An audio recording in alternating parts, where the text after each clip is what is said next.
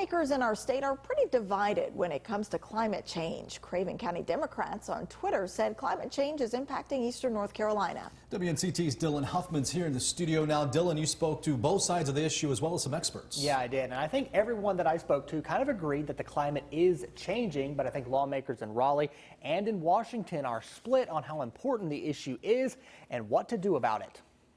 Climate change. By definition, climate change is a long-term change in average weather patterns.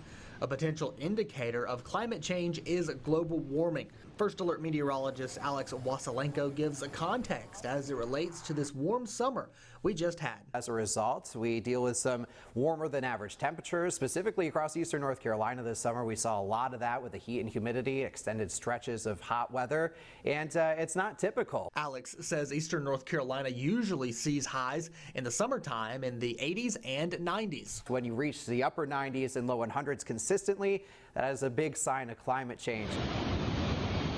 Just this past week, we saw a storm along the coast that brought heavy wind, rain, and storm surge.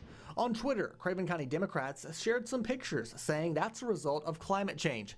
They wrote unprecedented coastal flooding, fields sterilized by saltwater incursion, and 3 intense hurricanes in 4 years.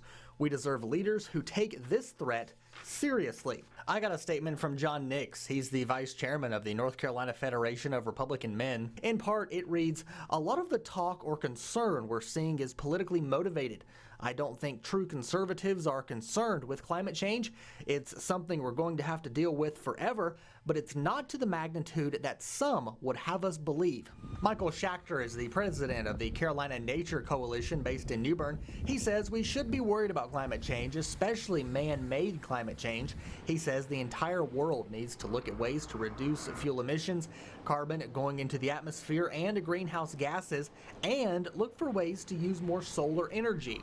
The scientists told us it was happening years ago, decades ago. Had we started then, we wouldn't have to do, as much to reduce carbon as we are now. I reached out to Congressman Greg Murphy for a statement on climate change. He says geological evidence has shown that the climate has been changing for millions of years. He says God granted us presence on Earth to be good stewards of God's resources. He says that we can have constructive conversations on how to mitigate what's happened on Earth for millions of years. Live in the studio, Dylan Huffman, 9 on your side.